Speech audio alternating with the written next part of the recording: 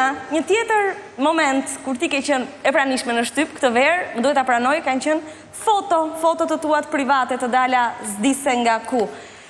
Tuna, është e dashuruar me një djalë aktualisht? Nuk jam e dashuruar. Jam single. Është single? Është single Tuna.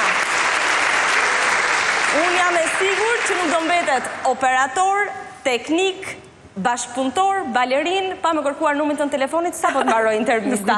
Nuk do t'ja jap, patjetër. Kjo nuk do të thotë që dola në... Po shkon numri im tani. Fotot të cilat dolen asnjëherë nuk dola t'i demantoj, sepse me të vërtet nuk ishte nevojë. Ishin të një ahengu të ditëlindjes time, të cilin e festova në Korrik.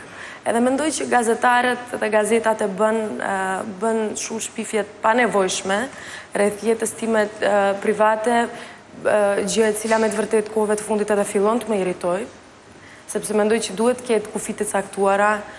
Unë edhe me gazetarët me të cilët bashkëpunoj, me të vërtet mundohem ta kem një bashkëpunim shumë korrekt, edhe normalisht ta krijoj një raport që të paktën të respektohet ajo që është me të vërtet private. E kuptoj. Mendoj që kjo ishte përgjigje. E mjaftueshme. E mjaftueshme pa diskutim. Tuna, a mendon që suksesi e rrezikon një marrëdhënie dashurie?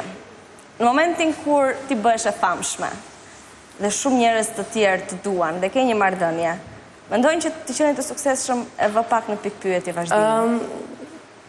Duke pasur parasysh se kohëve të fundit me të vërtet kalova një periudhë cilën mund ta quaj si leksion në jetën time, një shkollë.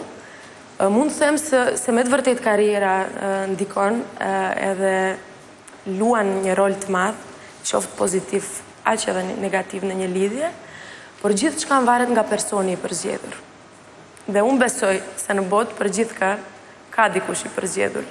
Çfarë shenjë jeti Tuna? Gafore. Gafore. Të ndjeshëm, romantik, melankolik.